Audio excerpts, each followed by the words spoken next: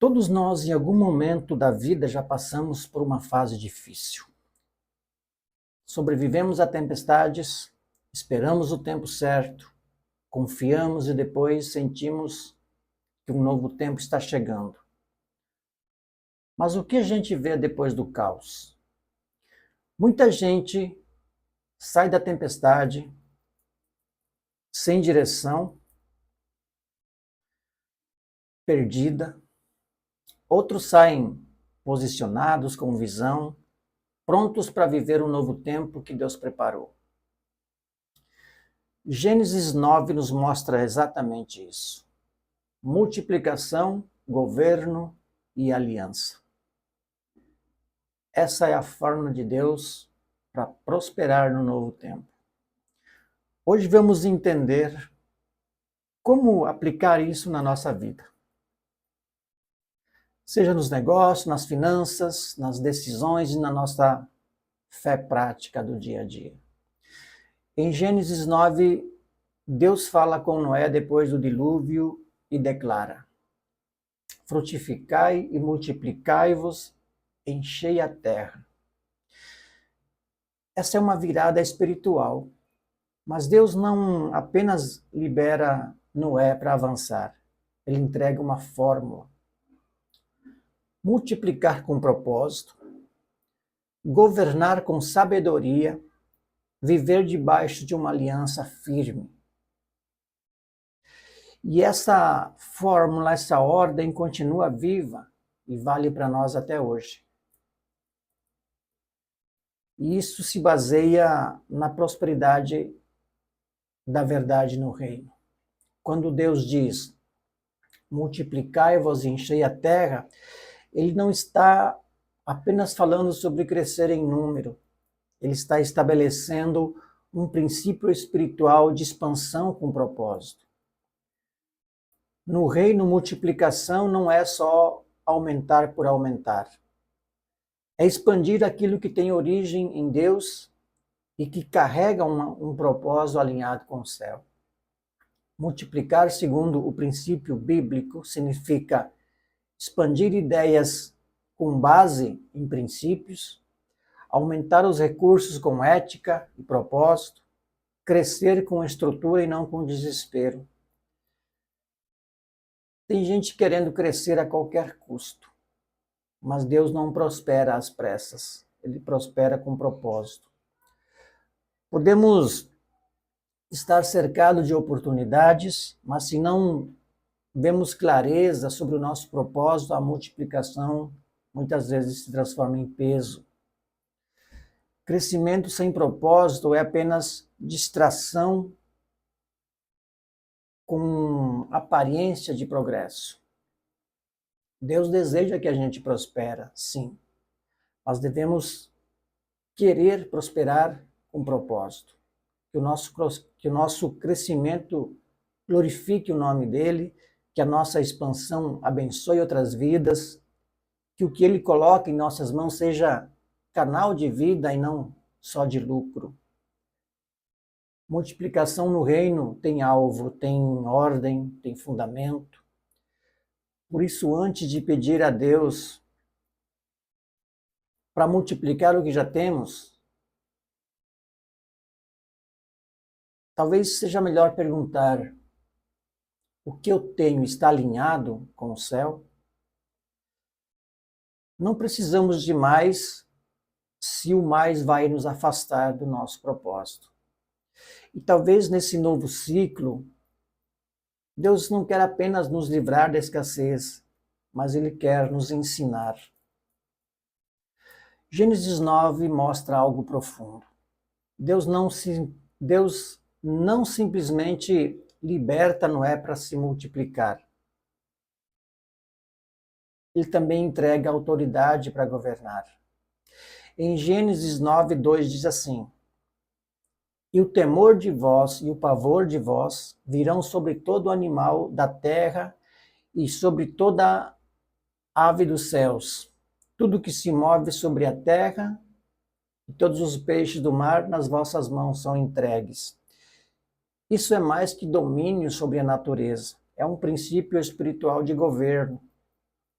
Deus não nos dá recurso apenas para consumo, Ele entrega para administração com responsabilidade, porque multiplicação sem governo vira confusão. Tem gente orando por mais, mas não sabe como governar o que já recebeu. No reino, Deus não entrega crescimento sem responsabilidade, porque prosperidade exige maturidade. Governo não é sobre controle, é sobre posicionamento e sabedoria. Vamos deixar claro o que significa na prática. Por exemplo, governo emocional. Significa ter domínio sobre nossas emoções. Não ser guiado pela raiva, pelo medo e nem pela ansiedade. Sabedoria financeira. Saber lidar com o dinheiro que Deus nos confiou. Investir, economizar sem viver no automático ou no desespero. Administração espiritual. Gerir nossa vida de fé no tempo com Deus, nossa obediência em nossa caminhada. E governança familiar, estar presente, ser protetor e ser responsável. Prosperidade verdadeira não é medida pelo que a gente ganha, mas como sabemos administrar com conhecimento o que Deus colocou em nossas próprias mãos. Tem muita gente pedindo colheita, mas Deus está olhando para a gestão. Porque Deus não multiplica bagunça. Ele abençoa a estrutura, ele apoia quem administra com responsabilidade. Noé recebeu autoridade porque já tinha demonstrado obediência. Talvez esse seja nosso momento. Deus está nos preparando apenas para viver o novo, ou não apenas para viver o novo, mas para governar o novo com sabedoria. Finalmente, em Gênesis 9, Deus assina uma aliança eterna com Noé. E como sinal visível dessa aliança, ele coloca o arco-íris nos céus. Essa não é uma imagem apenas bonita. É um símbolo poderoso de algo que sustenta tudo o que a gente vê depois. A aliança é estabilidade espiritual.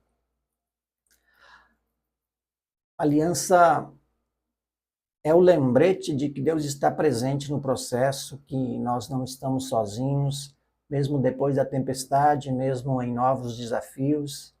A aliança diz: eu sou contigo.